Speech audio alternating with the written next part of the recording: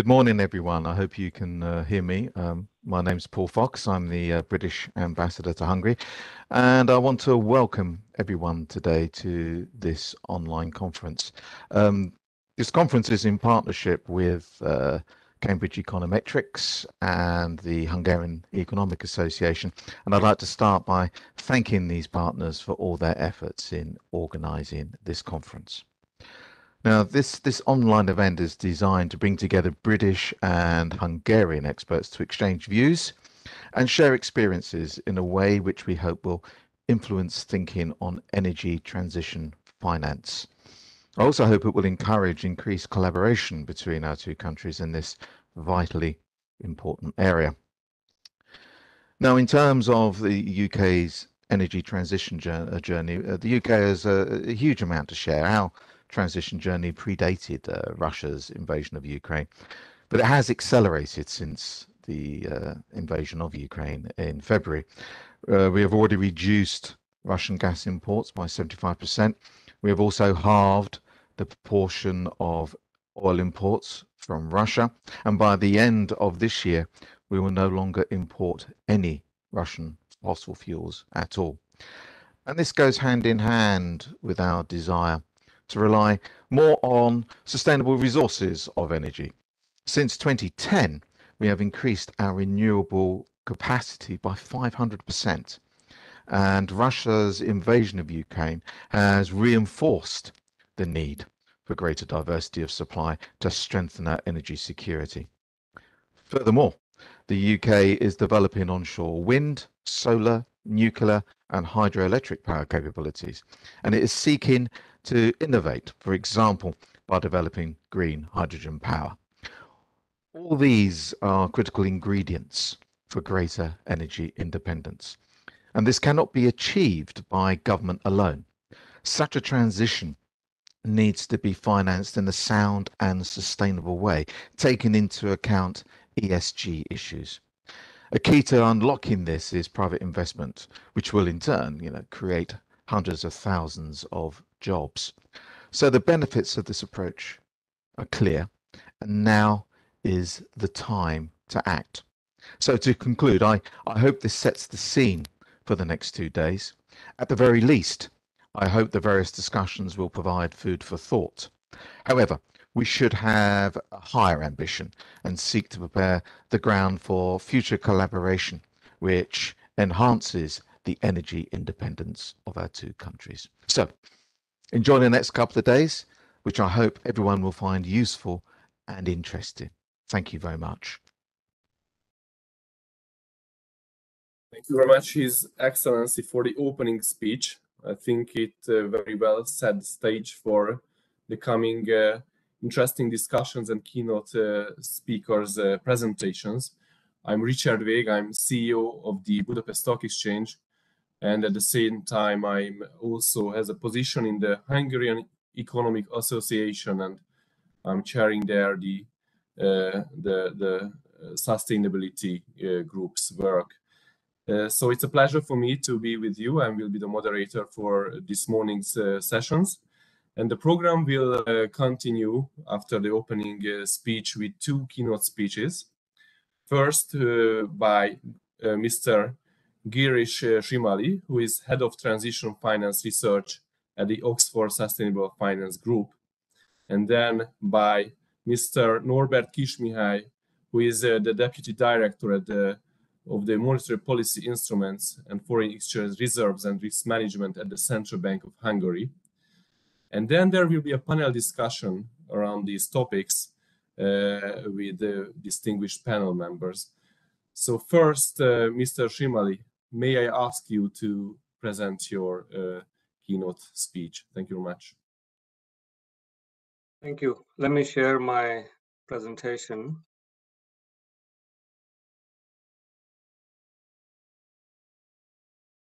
Okay, can you see my slides? Yes, I do see it. All right. Well, thank you very much for inviting me to this conference. As Richard mentioned, I am at the Oxford Sustainable Finance Group, and I work with Dr. Ben Collicott. And my my area of focus is on transition finance and transition risk. And today, what I'm going to do is to talk a little bit about sustainability-linked finance. And I'm presenting this topic as a kind of a broader topic that includes the focus of this conference, which is on green bonds. And the broad idea is to kind of introduce some not only existing concepts around green bonds, but also talk about what's new in this area, and in particular financing instruments that we need to align to net zero transitions. So with that, this is the content of my presentation. I will start by defining and describing the sustainability debt instruments, and green bonds are one of those instruments.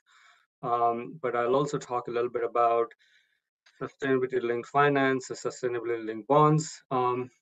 After that, I'll talk a little bit about how the market is developing over time, and how it's growing, not only by different kind of instruments, but by geography and by sectors.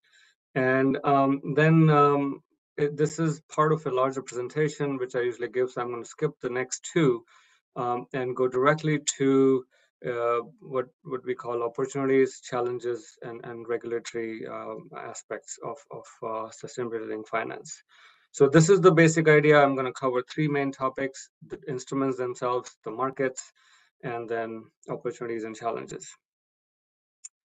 So the first kind of just wanted to kind of introduce to the audience what are the different kind of capital market and private market instruments that exist, and for providing debt for enabling this transition.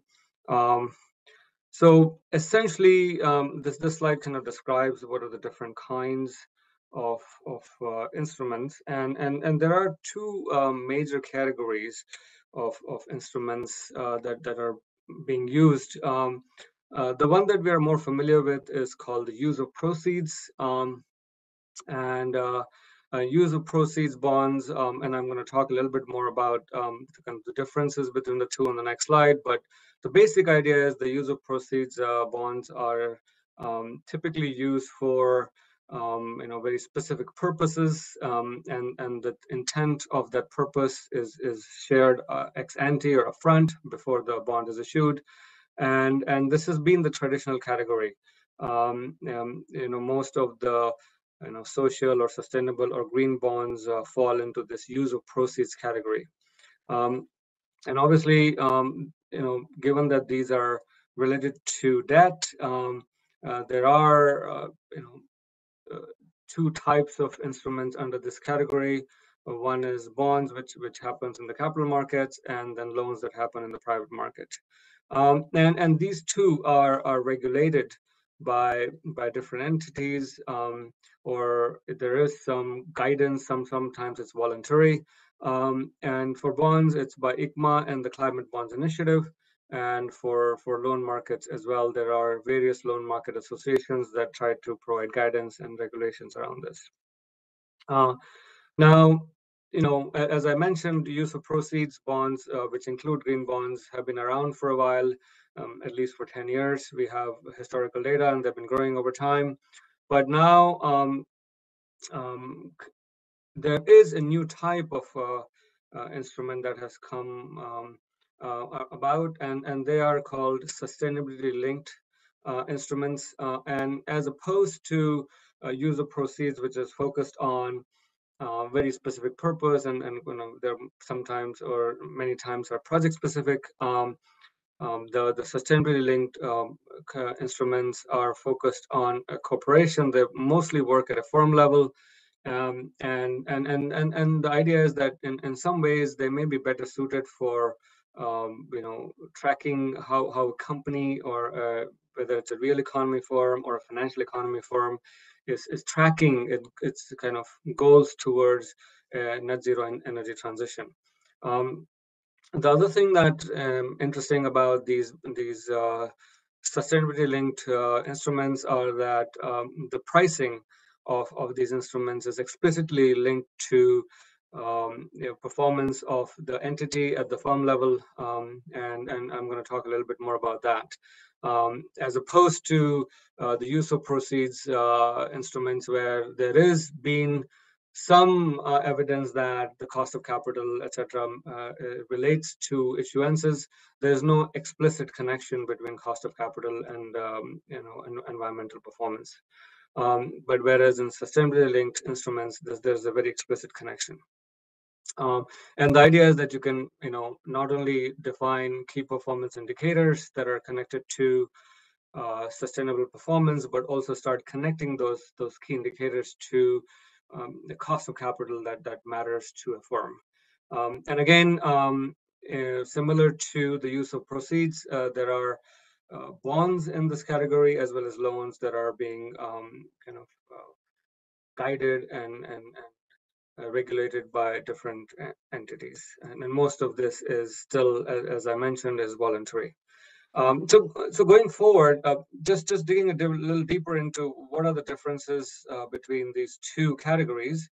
And so, on the left-hand side of this graph or this chart, you see what are the core components of these instruments. And then in the middle, we have the characteristics of green bonds. And on the right-hand side, it's the sustainability-linked bonds or sustainability-linked loans. And as you can see that the key differences lie in how these bonds are defined and how they're used. For the green bonds, obviously the use of proceeds is required, and with that, and use of proceeds, as I mentioned, is connected to projects. There is some required components around project evaluation selection, as well as management of the proceeds that you get from bonds, and connected to that, there's a requirement typically that to report on how the proceeds from a bond issuance are used and whether that's kind of matching what was declared ex ante. Whereas on the sustainability-linked bonds, a lot of these criteria are optional. The only thing that's required is reporting. But then if you kind of move forward, you can see that, that's where the divergence start happening in terms of, having an external reviewer. Green bonds, it's recommended, whereas it's required for SLBs or sustainability-linked bonds. And then you can see the next few criteria that are very specific to SLBs. One is that you need to have a KPI or a key performance indicator that's kind of underpinning the issuance of an SLB or SLL, which are the loans. And the KPI could be as simple as emission performance over time. And you can see that now you're starting to link the net zero commitments that are being made by companies. You can start connecting those to KPIs and to bond issuances. And that's precisely what's starting to happen. This also allows selection of KPIs, also allows one to incorporate financing for the transition, where there are assets that are not labeled as green, but still very, very essential for getting to our net zero transitions. And then, beyond the selection of KPIs, there is this idea that the KPIs are connected to targets, not only long-term, but interim targets, and there is continuous calibration of this over time in terms of pricing. And finally, as I said, there is an explicit connection of the pricing of the sustainability instruments to how the KPIs are tracking with respect to what the targets were being made. And many times for less sustainability linked bonds, if you don't meet the performance, then there's a step up. Whereas for sustainability linked loans, typically there's a step down. And what we have seen in the market so far is that these step ups and step downs are at this point somewhat arbitrary, and they happen around 5-year horizon. And there's a lot of discussion around how do you actually link the pricing of these instruments to actual performance and make them more near term. But at least that is the idea, and this framework allows for connecting the cost of capital specifically to the environmental performance. One other thing I wanted to mention in this context, as I'm providing the introduction to the sustainability linked loan market or sustainability linked bonds market, there are different frameworks that are starting to emerge. There is a framework for sovereigns, which has been put forward by the World Bank. And interestingly enough, these are becoming broad enough to not only connect to climate or energy, which is the typical case, but these sustainability linked instruments are starting to connect to any KPI that a particular issuer might want to come up with, whether it's natural capital or biodiversity. So it's in some ways it's much broader. Whereas the sustainability linked bond principles have been proposed by ICMA again, and I've gone through all of this details already, but ICMA also suggests, and this is the last kind of bullets on the right hand side, that there could be two types of KPIs. There could be a primary KPI that are material to the business model transformation, and it contributes to the business model transformation, whereas there could be other secondary KPIs that could be set. And so the distinction of this core versus secondary is going to be key. So, you know, the point I'm trying to make with this slide is that there are various taxonomies that are coming up, and how do you define KPIs? The key takeaways is the KPIs at the very kind of basic sense connect to climate or energy, but they can also connect to other key areas that connect to the environment that the issuer cares about and the purchasers might care about. All right, this is an example of a we all understand how green bonds work, but because the sustainability linked bonds are new, and I've talked about this whole kind of concept of connecting KPI to performance. You know, this is this SLB that was issued by Ofgel in 2021, and you can see that the easiest or the most intuitive way to kind of think about a KPI is connecting the actual performance of the company to their stated transition plan, and where the climate transition plan is what companies have started to disclose as part of their journey towards net zero. And in this context, I also wanted to mention an area where UK is taking a lead. The UK, I'm also, our group is also part of this UK transition plan task force, where we are developing guidance for a framework under which companies will be mandated to report on their transition plans, and that's being worked on, and hopefully that goes into regulation either next year or the year after. But the idea is that you want to make the transition plans, of which the emission reporting and the emission targets are a very, very essential component, so you can track how the company is tracking based on what they already disclosed. So now the idea is that Ofgel is making a target, and their journey is given by this gray line. And they are aligning with the target, which is the International Maritime Organization kind of benchmark, which is the red line. And the idea is to basically achieve a 50% reduction in the efficiency ratio, which is essentially the gigatons of CO2 per ton of nautical mile. And that's the kind of the definition, the KPI definition they've come up with, right?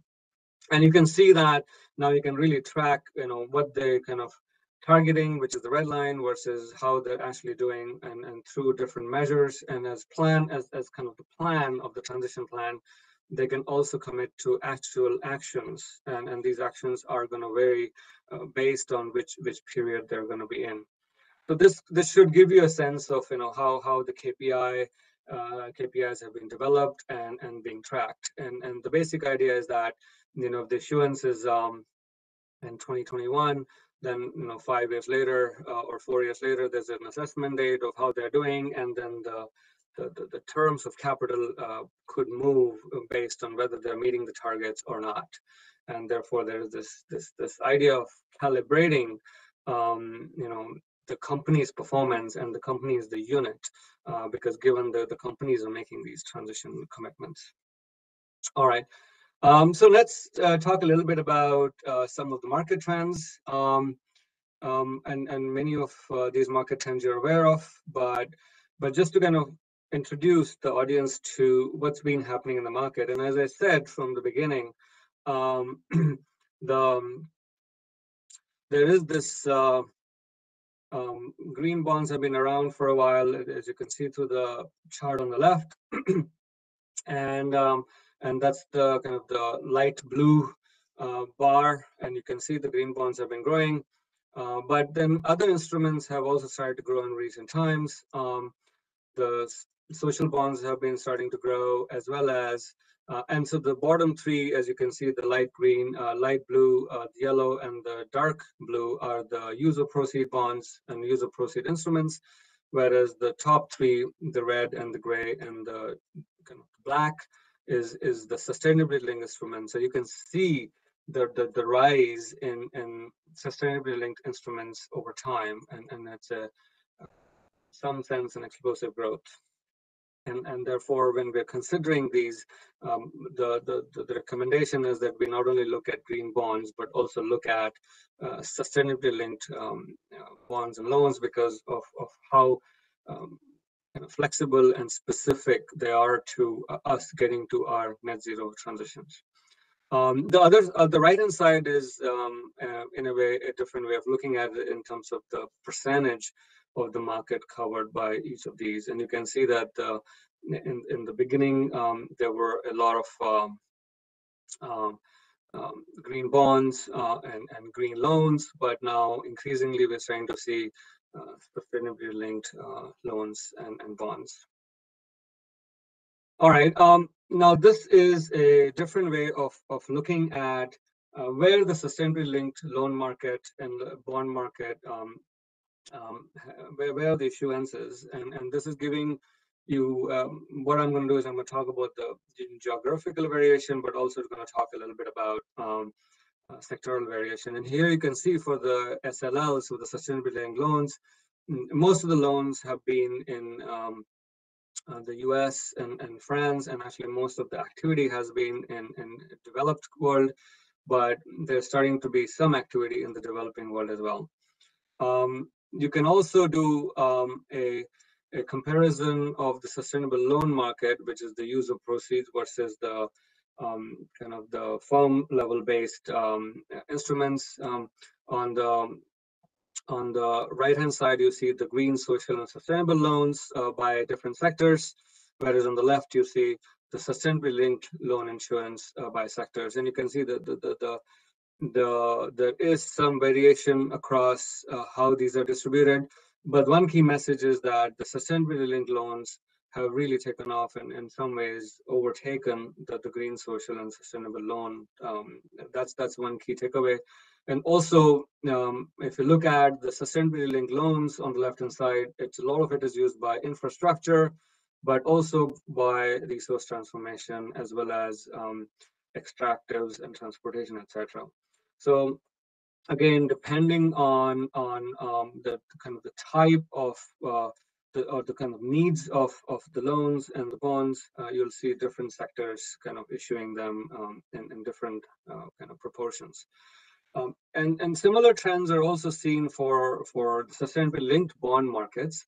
And here, even again, the key message around the developed world issuing most of it is still true, but you can see there's more action here from the developing world. There have been issuances while Italy has been leading and France and US have been leading in this, but there are also issuances from India and many of the South American countries, including Brazil and Argentina, etc. So there is an appetite for sustainability-linked bonds, given the flexibility and given that they allow for companies to clearly state their transition journey and meet that transition journey, and given the transparency that's been introduced by transition plan disclosures, this is likely to become even bigger as it goes along. And this slide again, provides this by sectors again. I'm not going to spend much time, but again, the key messages are that on the left-hand side, we look at the green bonds and the kind of use of proceeds. On the right-hand side, we see the sustainability-linked bonds that are more firm-specific. And here again, the sustainability-linked bonds are catching up with use of proceeds. They haven't really caught up yet, but as you could see from previous slides, there's significant growth. All right, so let me talk a little bit about, as the kind of the end of my talk here, is to talk a little bit about what are the opportunities, challenges, and regulatory considerations. In terms of opportunities, I've already talked about the kind of the attraction of sustainability linked instruments and kind of getting to the transitions that companies are committing to.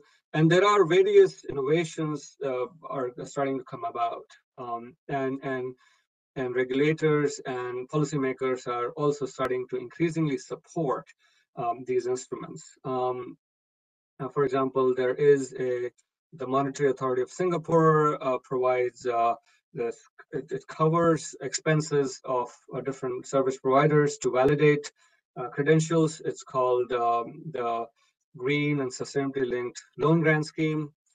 There's also Bank of China is creating this new category called sustainability relinked bonds, where the sustainability linked loans could be refinanced through bonds, etc. And then NL and Credit Agricole are providing this collateral to the benefit of private creditors, similar to what MS is doing, but in a slightly different capacity. So there's a lot of involvement, a lot of innovations that is starting to happen in this area. Now, what are the challenges? And no talk is kind of complete without talking about the challenges in these markets. Obviously, the weakened macro fundamentals is an issue.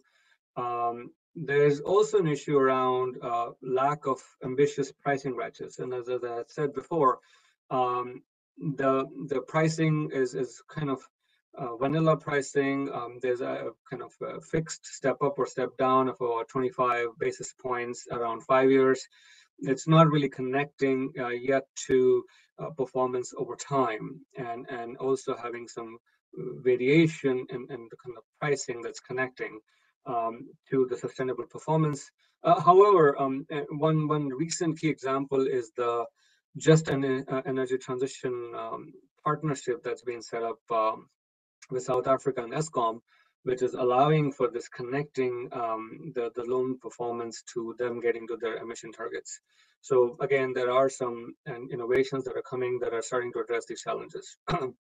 The other issue has to do with greenwashing, and that's a concern that's connected to asset pricing, that the targets that are being put together or the performance itself is not matching what we need and what was promised, and so there's this continuous need for ensuring that we're kind of the MRV standards are strengthened, so that not only that companies are making ambitious targets so that we can as a world get to our net zero targets, but also monitoring this over time. Then there are issues around lack of transition plans and harmonized international standards. And as I said, some of this is starting to be addressed through what we are going through in the UK, through the UK Transition Plan Task Force, but also in the EU around the sustainability disclosure requirements. So there is obviously some progress here, and as transition plans become mandatory, similar to climate risk testing, I think some of these problems will start to go away. So with that, I'm going to come to my last slide, which has to do with regulatory considerations. And I'm not going to cover this in detail. I'm happy to share these slides after my talk. I'm also realizing I'm getting to the end of my time. But as I had mentioned that, there's a lot of action here. There is a lot of discussions around how do we make sure that these instruments are successful in the market. There is this consideration of the EU taxonomy that defines what are you allowed to do within your transition. There's also this discussion of the European Commission around green supporting factor to start connecting the capital adequacy requirements of banks to their green performance, etc. So there's a lot of action around the world, and the the idea is that we kind of learn from each other and promote these instruments that are going to be key to get to our net zero targets. So with that, I am going to stop here and let the rest of the proceeds go on. So thank you very much for inviting me again. It's been a pleasure to be here. Summary, I think, describing the differences between green bonds and sustainability instruments, and also global market trends and what are the opportunities and challenges. So thank you very much. It was very, very useful. And with that, I would like to ask Norbert if you could also deliver your keynote speech. Yes, welcome everyone. I had some technical problems, so I could join by telephone, and somebody is managing my presentation. So I hope everything will go smooth in this mixed way. So I'm Norbert Tisem from the Central Bank of Hungary, and I'm the head of the department responsible for monetary policy instruments. And my presentation will focus on central bank's contribution to the development of green bond market in Hungary. Let's see the roadmap on the first slide. First, I will give a brief overview how green issuances evolved in Hungary recently. Then we turn to the role of the central banks related to green issues, why and how central banks should deal with climate issues, what instruments the central banks may have in their hands. The main topic is organized around the contribution of the Hungarian Central Bank, the MNB, to the development of green bond markets in Hungary. There has been several green measures initiated by the MNB. We review the different programs and tools which are in some way related to the green bond market. After that, I elaborate the state of the green bond market in more detail, and I say some words about the future possibilities of the central bank in such a challenging period of time. Next slide, please.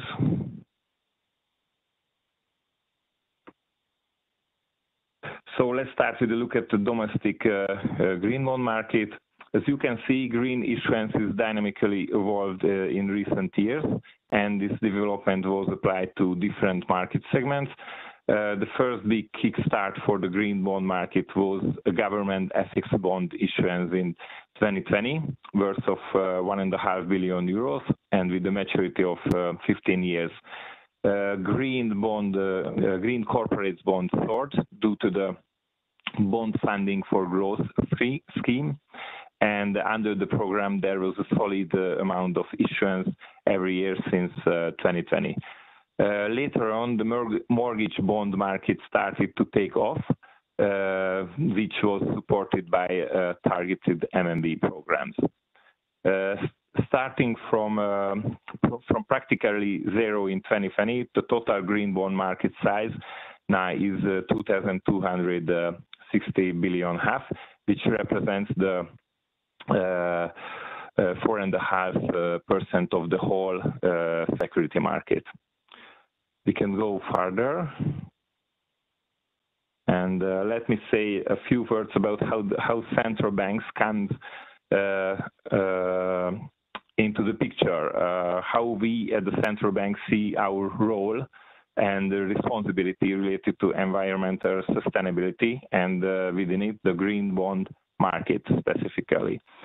The first question is why central banks should keep an eye on environmental stability? Why do we think that we have something to do with green transition? Climate change affects all three mandates of the MMB directly and indirectly through physical and transition risk. In their own ways, the risk associated with global warming can simultaneously threaten the three central bank objectives. The resilience of the financial intermediation system may be weakened via a number of channels, while extreme weather events and changing consumer preferences may also directly threaten the achievement and maintenance of price stability.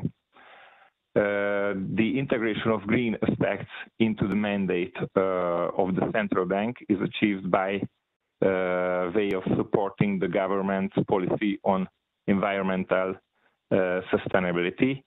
That is, the central bank's involvement in climate change is aimed at supporting and complementing the government's economic policy guidelines without compromising the primary objective of price stability.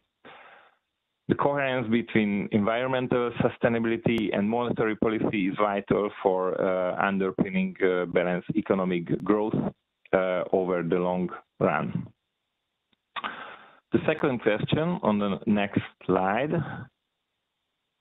is how. So we can go to the next slide. Thank you. How can central banks contribute to climate goals? How central banks can play their part in the green transition? The answer is there are many ways. In fact, in almost all areas of central banking. Although our topic today, that is green bonds, is directly related mainly to monetary policy operations, specifically asset purchases, lending operations, and collateral management. Other areas are equally important in support. Financial regulation has a key role to understand better climate risks, and for example, via scenario analysis and recommendation on internal governance, this area can do a lot for green transitions. Leading by example is a very effective tool in the hands of institutions like central banks who get a lot of attention and can be a role model in the eyes of many. Restructuring FX reserve portfolios, publishing TCFD report, or transforming the central bank's own operation to decrease own carbon footprint are good examples where central banks can set an example and show the way. There's a growing activity in the field of research and advocacy. Publications, speeches, conferences have their own role in raising awareness. We can go further. The next slide, please. Okay. From a wide range of activities mentioned, let's take a closer look now how the MMB specifically supports the green bond market. The MMB has taken green measures in several areas. Here you can see a sort of grouping that on the one hand, through some earlier programs, without a specific green aspect, it has had an indirect impact on greening the financial system.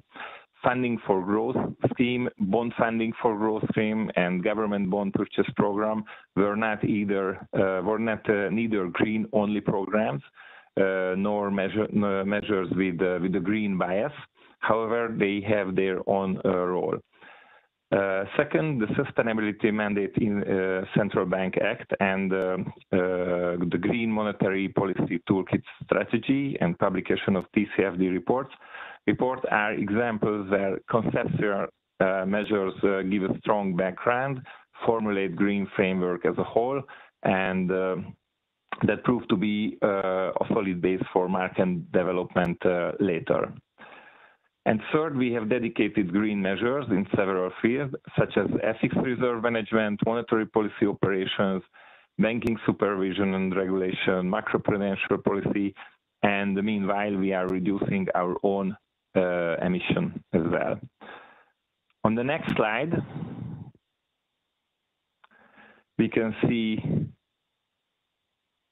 thank you, we can see how green measures were supporting the green bond market in different ways and to different degrees. In this grouping of more or less the same measure is shown with the focus on how they contribute specifically to the development of green bond market.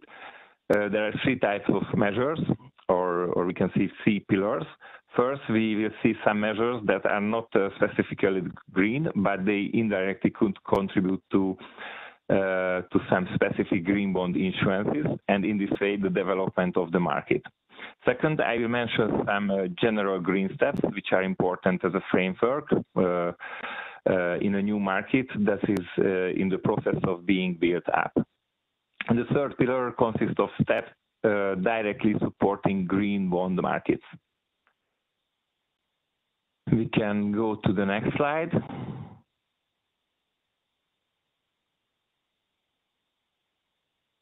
So the first example of indirect measures is bond funding for growth scheme.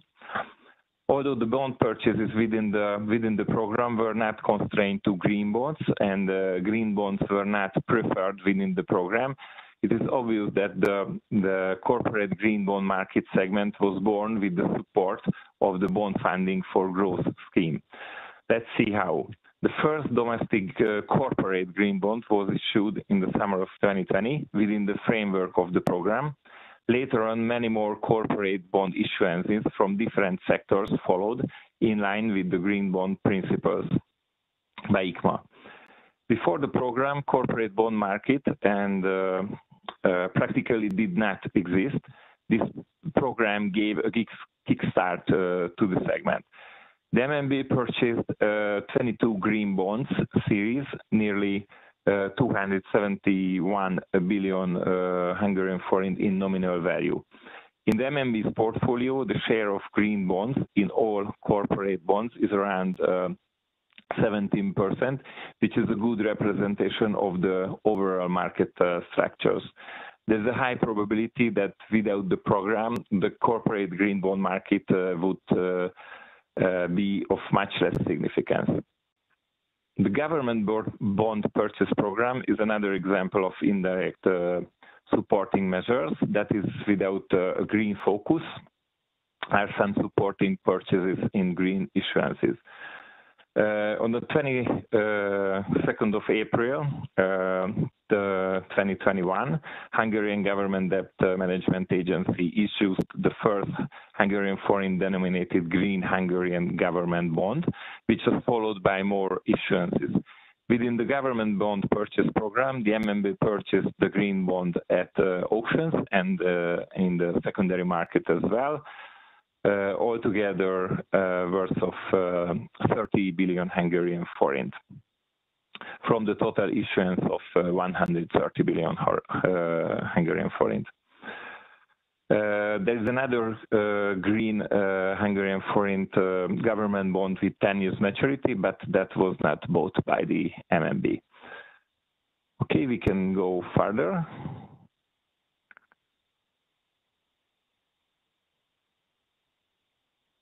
Okay, the second group of measures contains conceptual steps that provide framework for green policy. I would like to mention here the sustainability mandate, the green monetary policy toolkit strategy, and the TCFD report. In May 2021, MNB was among the first central banks to receive a sustainability mandate by the government. This means that the MNB has not only the possibility, but the duty to support the green transition. Soon after, the MNB published its Green Monetary Policy Toolkit strategy in July of 2021. It lays out the goals and possible directions in green monetary policy. Based on that, the MNB announced two programs supporting green housing loans and sets out the green elements of the collateral framework. In March of 2022, the MNB published its first TCFD report about green practices and risk inherent in its balance sheet. The bottom line is that by these measures, the MNB intends to be proactive, leading by example among central banks in supporting the transition to a low-carbon economy. On the next slide, we start the third pillar, which is measures directly supporting green bond markets. The MNB was one of the first central banks since 2019 to ensure the sustainability considerations are also reflected in the reserve management by creating a green bond FX portfolio within its reserves. Some reasons worth to mention. Green bonds are standardized assets. Many issuers are already in our investment universe. So the green bond market segment fits into our mandate from the risk-reward perspective as well. Though we are experiencing the presence of greenium, it is offset mainly by the secondary performance of green bonds. It is a semi-active portfolio managed based on green bond benchmark and filtered by internal requirements. It has relatively longer target duration, includes govies, supras, credit papers as well. It focuses on primary issuances. We use different filters. For example, on issuance level, we accept compliance with the green bond principles and positive second-party opinion, and inclusion into green bond benchmarks.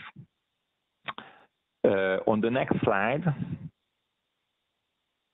there is some words about the MNB's green program that was adopted and published in January 2019. Based on the principles set out in the program, favorable rules were worked out for green financial products. The MNB was the first financial supervisory authority in the world to introduce preferential capital requirements for banks' asset side elements. Banks are among the most important potential investors for green bonds, and their purchases are influenced by the capital requirements. An incentive for the supply side is the preferential weight for green mortgage bonds.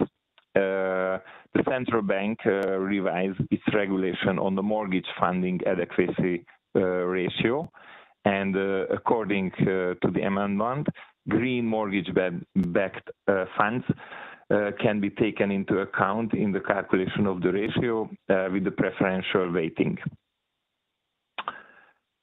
Another element of the green program is awareness raising. For example, facilitate the issue of green bonds at professional events by presenting the best international practices and the Hungarian regulatory concepts. On the next slide,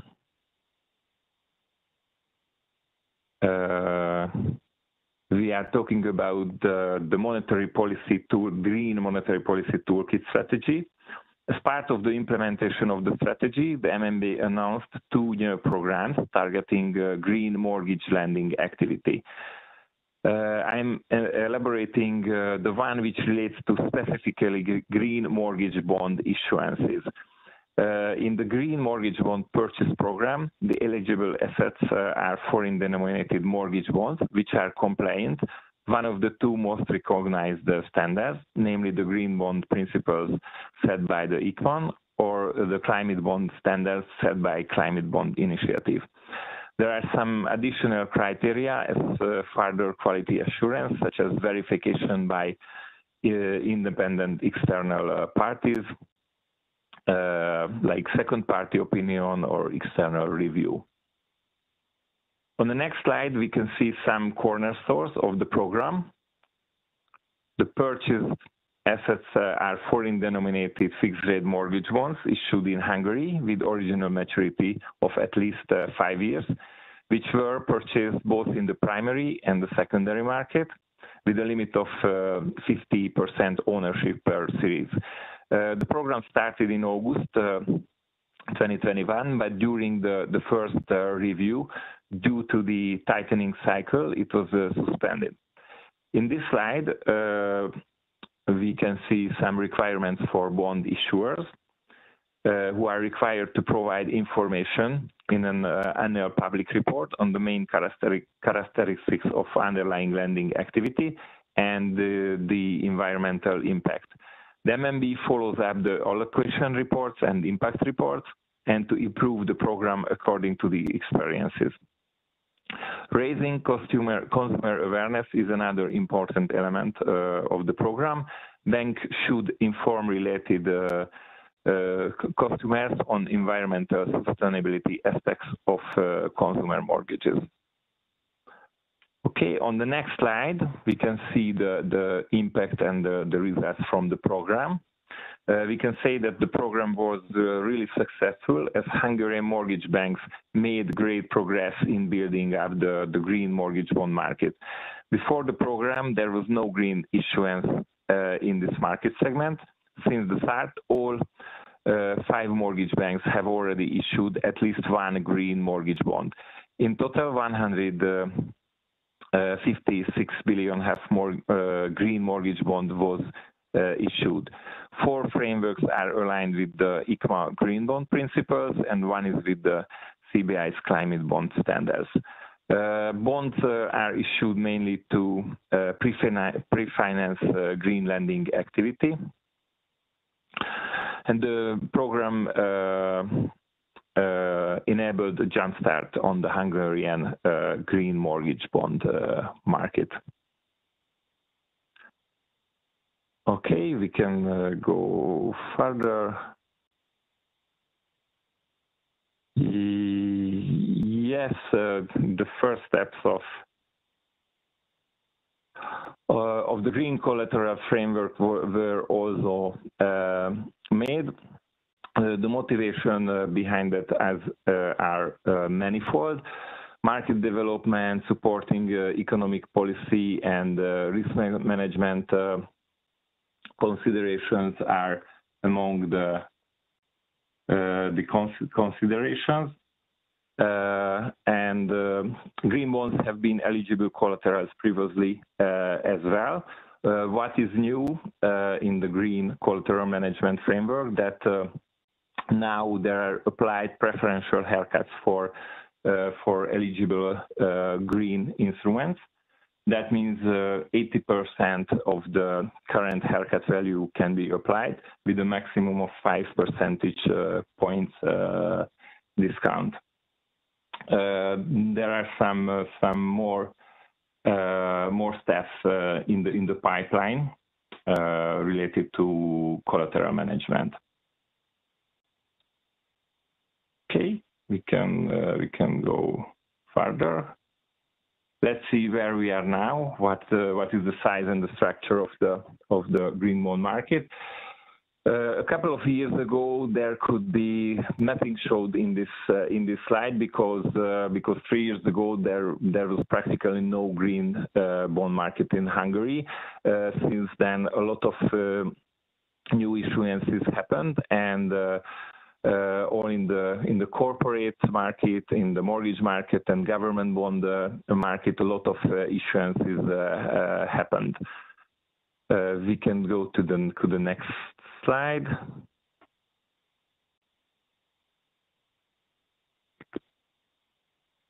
Okay, so the most important market segment is definitely the government bond market segment, especially the FX issuances. Green international issuances became an important financing source of the Hungarian state, and it enables good diversification for issuances. There are 2 euro-denominated series in 2.5 billion euros, and the debt management agency is on the Asian markets with the Japanese yen and the Chinese yuan bonds issuances as well. There are Hungarian green bonds which are available for retail clients as well, and one of them is included the government bond purchase program by the MMB.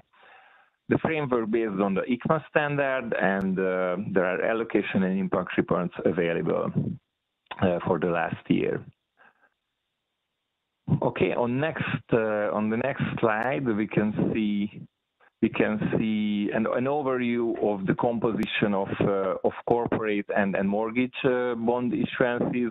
We can see that there is a very diverse issuer structure in this market. 20 corporates and 5 mortgage banks stepped into the market. This market is not very concentrated, but which is a good thing, that there are a lot of issuers and not only just a few members are in the market. On the next slide, we can see the sectoral, I suppose, the sectoral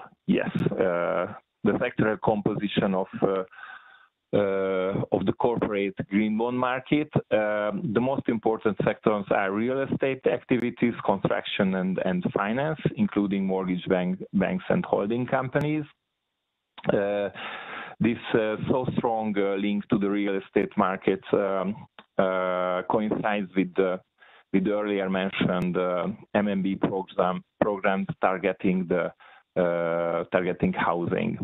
Other significant sectors are manufacturing and energy sectors, which accounts for 10 and 15% of all issuances. Okay, we can go to the next slide, and we are closing to our final conclusions. So nowadays the question is what we should do, what the central banks should do under the tightening cycle, under the current circumstances with green elements of its toolkit. As we see, there are 2 types of measures. One which are consistent with monetary tightening, and we can continue them. This is the green collateral management and the TCFD reporting, for example. They are neutral to the monetary policy stance. That means we can continue them under the current circumstances as well.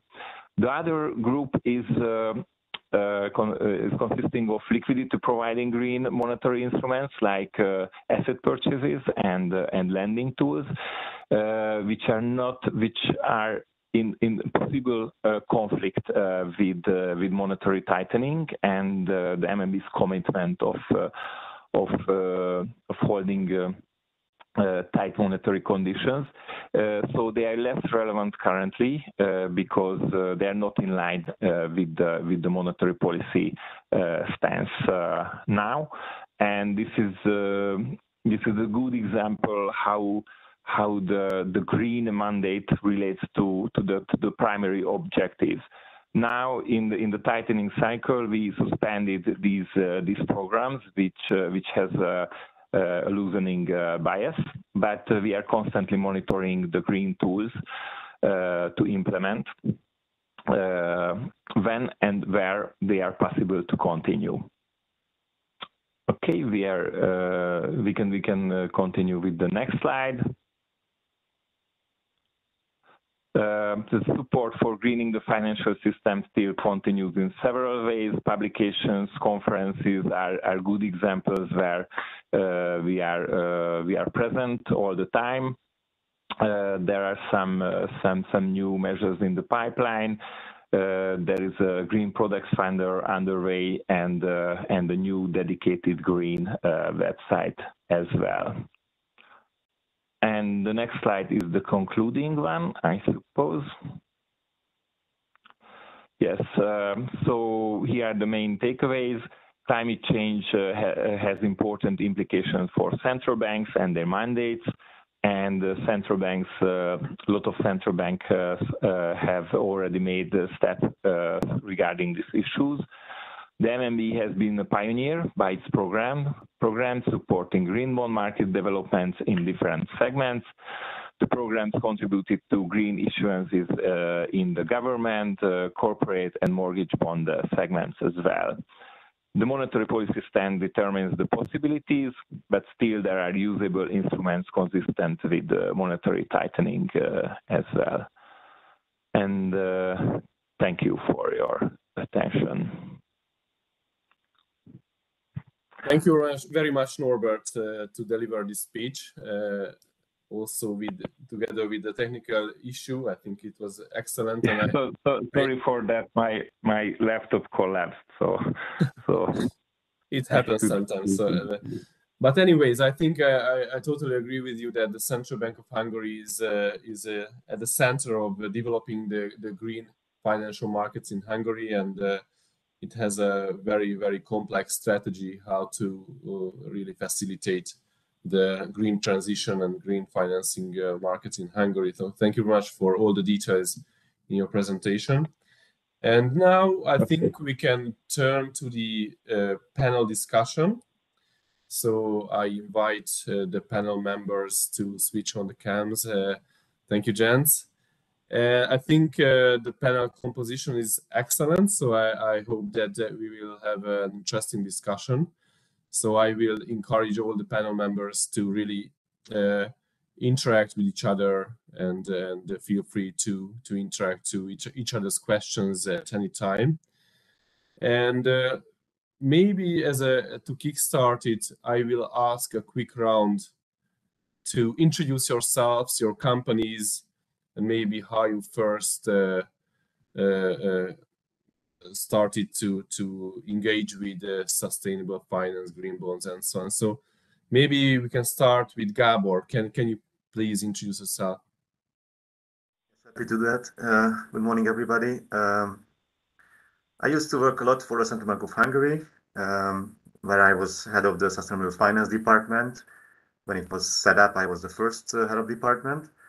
And now I work as a consultant for the United Nations Environment Program, again, working with financial markets, supporting banks to increase their positive sustainability impacts globally. Thank you, Gabor. Domonkos, can you continue, please? Sure. Good morning, everybody. My name is Domonkos Kovács. I'm from Alteo, which is a stock market listed energy company here in Hungary. We are listed on the Budapest Stock Exchange. Our main focus is on renewable energy generation, balancing energy services, and energy trading.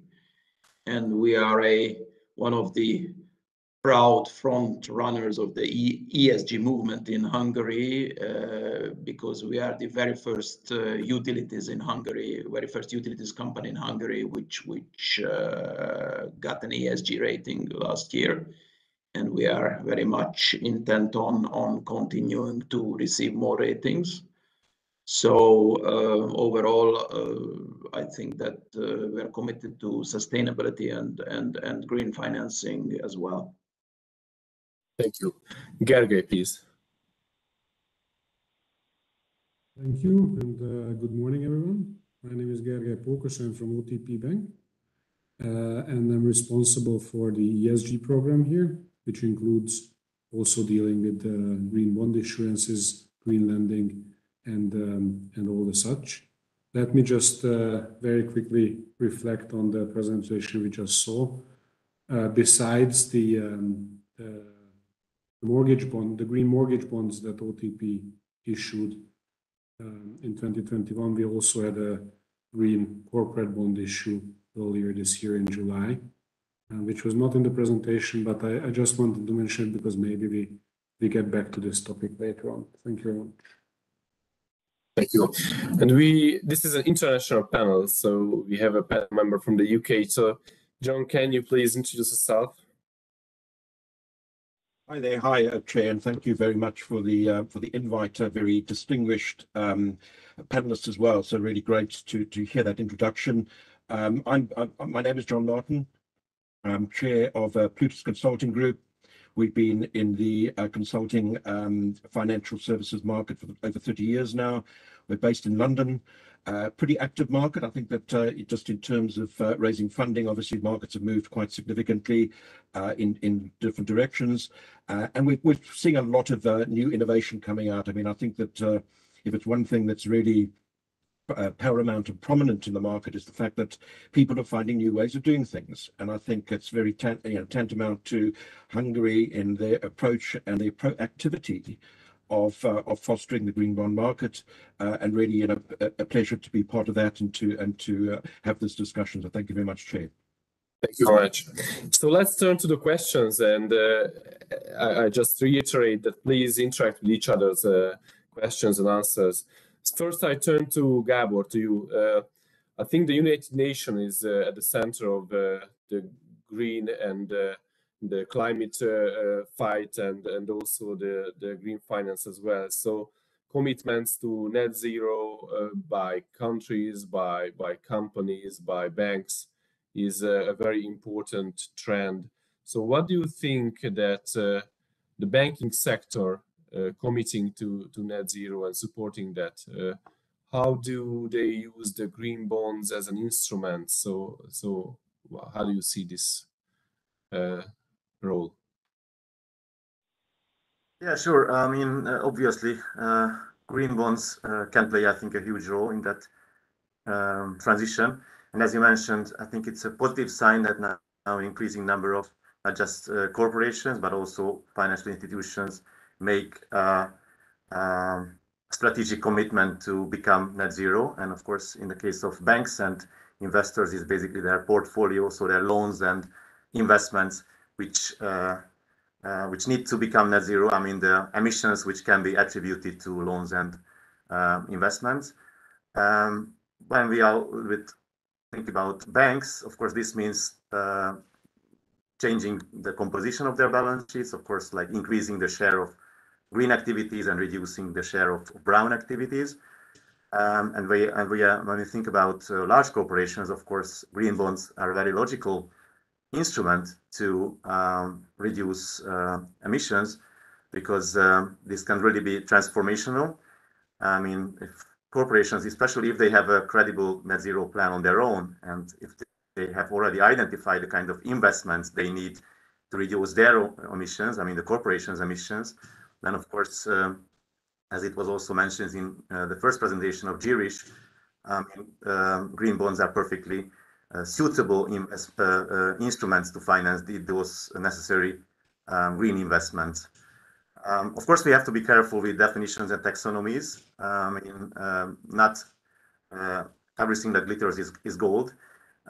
Sometimes if a green bond is just light green, and basically the underlying taxonomy isn't that stringent, there is always a risk that we are locking in investments which aren't really future-proof.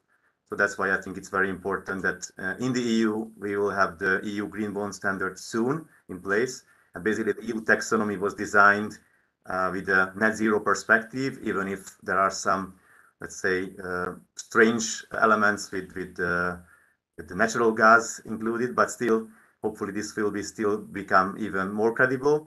And then Hungarian companies or other companies in Europe, and even international companies, can always use the EU taxonomy as definitions to issue green bonds, and then commercial banks signing up to net zero can invest into these green bonds, which would help also the banks in their own net zero transition. Thank you. Domonkos, you already mentioned in the introductory round that you were the first company in Hungary in your sector to get an ESG rating. So how did it go? How difficult that was? Can you tell us a little bit insights? Sure. Well, it's not easy, to say the least. I mean, we were lucky in the sense that we were sort of even unknowingly at the very beginning sort of ESG focused and oriented, because in our strategy, renewable energy is a core pillar, and basically even years before this ESG thing has really kicked in, we came up with a sustainability report. So we transformed all our reporting system in a strong conformity with the ESG requirements. by the time ESG, we started to work more narrowly, more focused on getting the ESG rating. We had several integrated company annual reports, etc., which served as a very good basis for the ESG. So that was a great help because we had lots of things already ready for getting a good rating. But even with those, I mean, it took at least a year to get up to the standards, to meet the standards, to reorganize ourselves in order to get a very acceptable rating. So it's quite a work, but on the other hand, the way we see it is that the market, our investors, especially institutional investors, received it very positively. So I think it's not easy, but it's worth doing and trying, and it forces us to, to improve further. So I think this is a very useful thing. In theory, it was also a tool to make a better decision-making process, to take into consideration factors that are outside of the usual financial balance sheet and other questions. So do you feel it in practice after doing the rating and preparing for it? The methodology of decision-making process also changed a bit, or how do you see that? Yes, I mean, we have set up a green committee as well, for example, which also opinionates our investment decision making, for example, sets a strategy, for example. Overall, I think, it was very much in line with our overall aim to get more and more transparent, because that's a requirement from the investors to become a transparent company. And actually, we were even awarded by the Budapest Stock Exchange last year with a Transparency Award. So I think we were quite successful at that. And I think that preparing for the ESG, making all these green committees, etc., that has helped us quite significantly in achieving that. Thank you. So, John, at Plutus, do you also help companies to prepare for ESG ratings? So what is your experience in the UK? Absolutely. I think where the challenge is, and maybe just to obviously mention it on the basis of standardization of reporting. So, if you're looking at a rating, you want to be able to do some sort of comparison to similar sectors, to other areas, so that you can actually benchmark. And I think where the challenge is that we've had, and I think Girish did mention it in his presentation, is that standardization and harmonization of ratings, I think, is one of the real challenges that we have. So yes, very, very front and center, but really need to get that standardization and harmonization aspect out in front and agreed. Thanks. Domokos, you want to react to that? Yeah, I just wanted to reconfirm to John's speech that basically one of the biggest problems of ESG is, in my view, is the lack of standardization. So there are so many methodologies these days out there, and they are quite significantly differing from each other. So I think the ideal thing would be is to somehow try to get a common approach vis-a-vis ESG. Maybe, it's funny because somehow this whole ESG rating process reminds me a little bit of the audit processes. Again, I just thought of that. If there's an international financial regulatory standard in the accounting world, then why there is not an international regulatory standard for environmental, social, and corporate governance issues? And this is really something that I think this system should further develop, because that's a little bit confusing, even I think for the investors.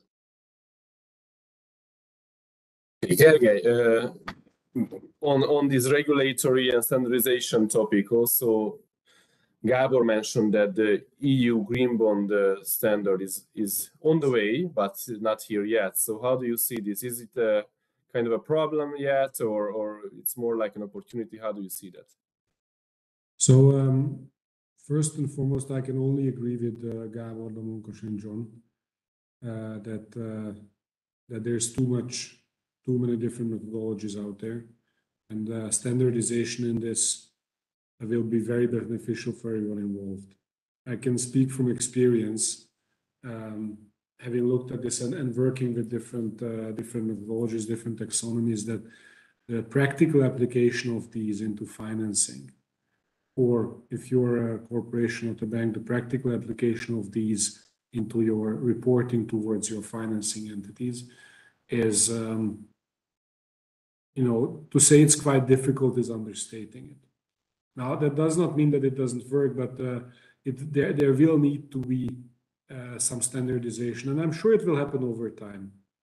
If we were able to think back 150 years when the accounting standards were not there yet, that also developed over time and was standardized. And even in international accounting principles, there's still room for standardization. So this will happen over time, and we just have to be patient. I mean, I cannot stress enough the magnitude of the task that is ahead of us. It's not only about setting a standard, it's also about building up knowledge and building up a whole industry from scratch, basically, of experts and service providers that can facilitate what we call green accounting or carbon accounting, or whatever you want to call it, to put this into practice. So it's a huge task ahead of all of us, and we will need to be patient. In the meantime, any step that gets us towards a more standardized world, like the European Green Bond Standard, is a step in the right direction. If you look at the issuances that were on the screen just a few moments ago, there's obviously already some standardization going on with the help of the Hungarian Central Bank here in Hungary, but also Europe-wide. So there is a definite need for it. It's an opportunity to ease financing and also to ease the administrative burden on the people who do the issuing. So I'm very much looking forward to it, yes. Thank you. So anybody on this standardization and regulatory background, if you want to add something, we can move. Maybe just a quick thought. Yeah. We talked about rating agencies, ESG rating agencies, and also we should also mention, of course, corporate reporting. And now with the EU taxonomy becoming also a corporate reporting standard, and basically now a growing number of companies will need to disclose at least 3 KPIs according to the EU taxonomy. I think that will also a little bit reduce the importance of ESG rating agencies, at least in Europe, because without saying that the EU taxonomy is perfect, and I know it's very difficult to apply it in practice, also in bank lending for OTP, I think maybe you have some stories to tell, also as a corporation to report. But going forward in time, at least we will have at least 3 standardized KPIs in Europe for all large corporations for the E letter from ESG. And I think that's, again, a big step forward. Probably we will still need ESG rating agencies, but I think their role will be a bit smaller once standardized corporate reporting is put into place in Europe. And that is happening not just with the EU taxonomy, but also with the new corporate sustainability reporting directive, which is coming in 2025 now. Maybe if I may add to this, I'm very happy that Gabor brought up corporate reporting. It has been our experience talking to our clients, even the large corporate ones, that are not listed companies. And this is not only Hungary, this is across the region. There is a fundamental lack of awareness and knowledge about the regulation that is coming towards corporate reporting. Not many companies have heard about it, and even the ones that have heard about it are not fully aware of the extent and the depth of disclosure that they will be required to perform from next year, or whenever they get to that level, which basically brings up 2 points. Number one is just coming back to my point that this is a long process. This will be a long learning process on the corporate side as well. But the other point is that I'm a strong believer that will be an accelerator for the standardization and the growth of the carbon accounting industry that we have been talking about, because So far, these discussions are being held on a detailed level only in government offices, think tanks, and really big corporations or banks. But once this gets out to your everyday corporates, maybe or also to the SME sector, that's when we will really see a jump in practitioners and experts of the field. So maybe give it 2-3 years, and this whole landscape will be fundamentally changed. Very interesting thought. Thank you. John, what do you think? How prepared are the companies to green issues or green bond issuances and so on? What is your experience? I mean, that's a fantastic question. I think that, just in terms of general sentiment, markets have moved. We're obviously driven, from our client base, we're driven by what the investor wants, and there's greater transparency requirements. I think that, people are a lot more focused. The one aspect that is really important, obviously, growth in the market, is specifically around the S component of ESG. I think the social elements are becoming a lot more important. We talk about the E element. We see that daily on our televisions, extreme climate scenarios, etc. And obviously, from a government perspective, in terms of the G, very important aspect to have that regulatory oversight.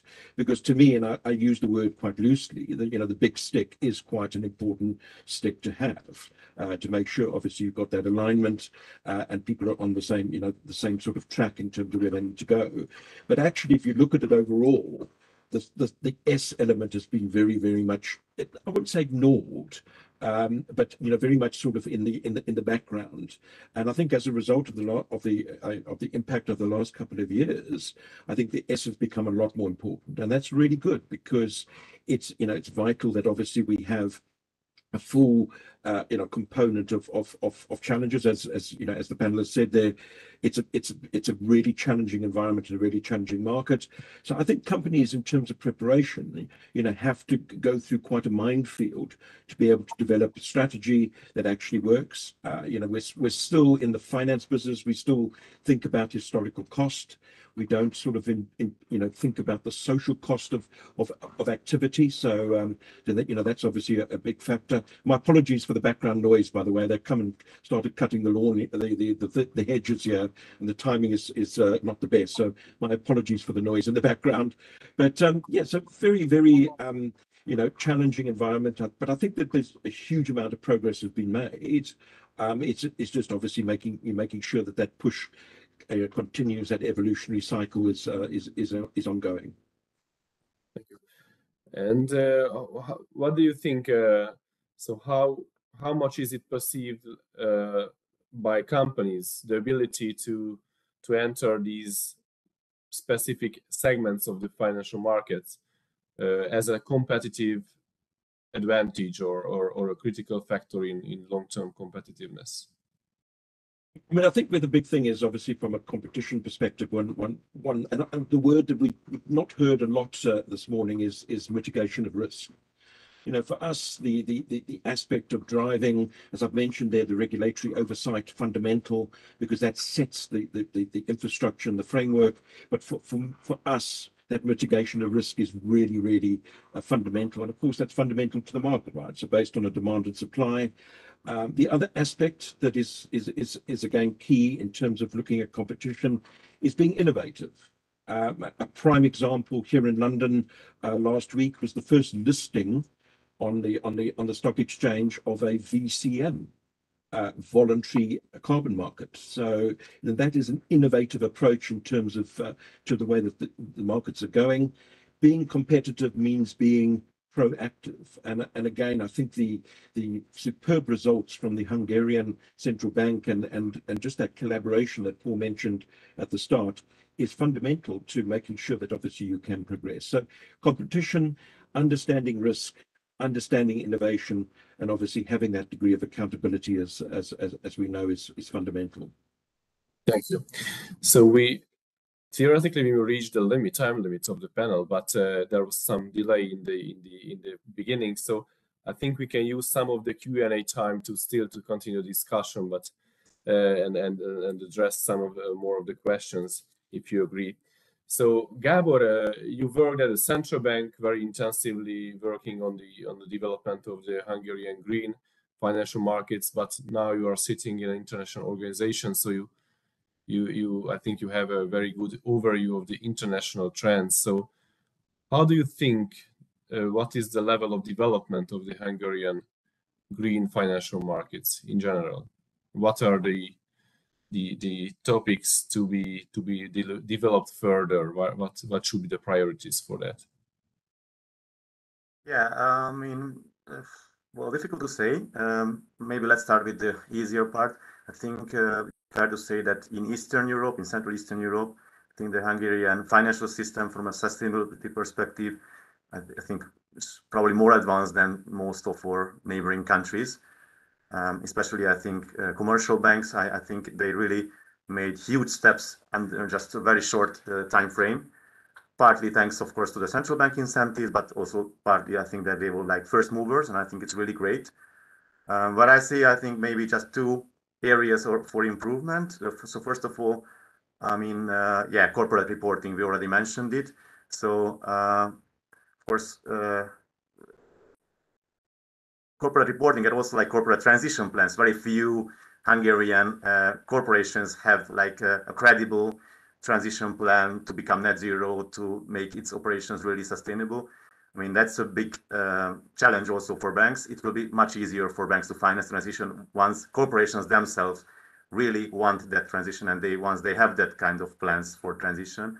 And let's also mention, I think, as another area for improvement, the mutual fund segment. Again, I think a lot of progress has been made there. A lot of mutual fund managers in Hungary started ESG funds. I mean, again, this segment, well, did exist before 2022, but this was very, very small. Now that it also grows in the ESG mutual fund segment. But again, compared to, for instance, Western Europe, ESG penetration is very, very small in Hungary. Even though it would be really important that in addition to commercial banks, in addition to the central bank, if the central bank can buy green assets, also mutual funds, again, as an additional investor base in Hungary would again become bigger, more mature, so that corporations or even banks or the state, when they are issuing green bonds or maybe in the future sustainability linked bonds, there is also an additional growing investor base, I mean, the Hungarian ESG mutual fund segment. Thanks. Gergely, you issued a lot of green bonds. So what are the experiences, who were attracted, what were their expectations? And I combined with another topic is greenium. So what were your experiences around this very fancy topic around green bonds? So let me start with the greenium. Obviously, this year is quite turbulent on the financial market, so it's maybe not the best idea to draw very long-term conclusions.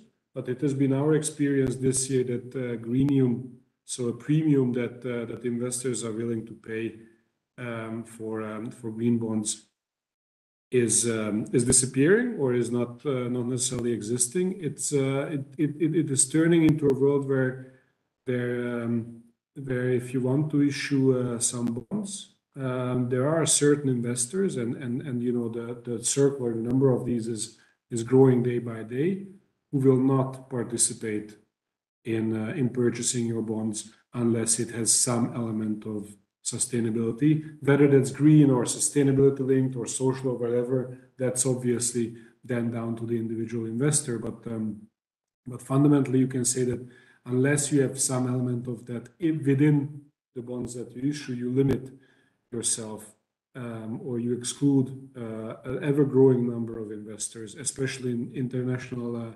investors, from participating in your bond issue. And I think we will see much more of this over time. Just to give you one example, especially if you are in the market hoping for international financial investors, so financial companies, your world banks or whatever of this world, to participate in whatever you do, you know, it is becoming a must. Not necessarily your whole your whole issuance does not necessarily have to be green, but there has to be an element in there. That was one of the big experiences that we had this year. The other experience, obviously related to this, is everyone is very excited and happy about it, but you can also expect investors to be quite knowledgeable, quite up to date about what they're looking for, and transparency and a very detailed disclosure, not only before the issue but also afterwards, about allocation reporting impact is a key to success. So you have to be prepared to not only deal with the green aspects or the sustainability aspects of your issuance at the time of issue, but to continue providing information, continue working on generating assets and generating information about those assets in a much more in-depth and much more non-financial way than maybe you have been used to before. So again, underlining this aspect of it, it's a whole new world opening up, and corporations who are inclined to finance themselves in this way will have to get used to a much more stringent accounting about the impact, their impact, or the impact of the assets that they are financing. Maybe others joining in on these topics? Yeah, well, actually, it's interesting because the big problem these days is that the bond markets, the conditions of the bond markets have deteriorated quite significantly, unfortunately, because of this high yield environment. So everything is quite difficult these days, even the green bonds. For example, we set up a 20 billion, which is roughly a bit less than 50 million euro bond program this year. And in that program, we were considering the issuing of normal bonds, plain vanilla bonds, and green bonds as well. And the good news is that the appetite for green bonds was much bigger than the appetite for the normal bonds. So that's very promising, and even in this difficult environment, I expect that they will play a significant role in future financing requirements, or in meeting the future financing requirements. In addition to this, I think it's funny because in the low yield environment, somehow the appetite, at least in our case, wasn't that much for green bonds, because with normal bonds you could get very good yields, results. We didn't really need the marketing effect of the green bond issuances, etc. So we were happy with the normal bonds. But these days, I think in this high yield environment, the attractiveness for the issuer of green bonds will quite significantly increase, in my view. John, do you agree with that? Do you experience with your clients also this turning to green and aspects more in this turbulent environment? Sorry for the delay there. Yeah, absolutely. I think that that the social aspect and the environmental aspect is much more prominent in terms of any negotiation or structures. I think that the market is, over the last couple of years, actually, even pre-pandemic and post-pandemic, the market has seen a significant inflows of funds into the green sector. As mentioned earlier there, I think that the transparency aspect is obviously a pressure component to that, because you've got to provide more detail, more information, more robust reporting. And because of the access to information that we have these days, people are a lot more informed. So, going into negotiations or going into discussions, even at an early stage, people have already done quite a lot of homework and prepared themselves in a much greater degree. So I think that in that aspect, and that's a good thing. I think that the more information out there, the more questions that people can ask at the beginning before you get that commitment to significant cash inflows and outflows, depending upon which way. But yeah, very, very much so from that aspect, and long may it continue, because I think that that's the way the world is going and needs to go. Thanks. So maybe the last topic that I want to throw in is the risk of greenwashing and how is it different for different instrument types, for sustainability linked instruments, whether it's more difficult to assess it versus green bonds, or generally on this topic, if you can share your thoughts.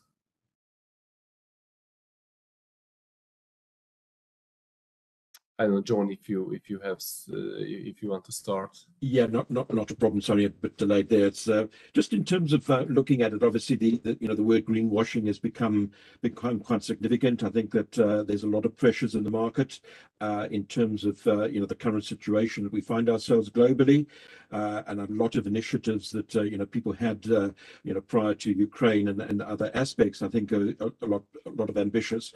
I use the word a sense of realism. For me, it's being able to have that degree of visibility around any potential transaction or funding that is required. So it's become a bit of a dirty word, to be honest. I think that overall people see it as a negative. It's normally associated with big corporates, so bigger organizations that seemingly seem to be doing the right thing. But if you dig a little bit deeper, we turn on our televisions and read our newspapers, and it's pretty prominent in terms of discussions and the way that the world is sort of evolving in terms of some of the challenges that we have. But from my aspect, I think it's a greater degree of transparency and reporting requirement, as previously mentioned. I think that we need to be a lot more robust in terms of being able to sort of get that information out there, so that people can then make their own decisions. Thank you. Anybody want to jump in on this topic? Well, I mean, it's a very significant problem in my view, because it may question the whole credibility of this the ESG concept, the green bond concept, etc., etc. The good news is that there is a strong progress in it, in my view, especially on the green bond field, because the issuance of green bonds require an independent reviewer of the program.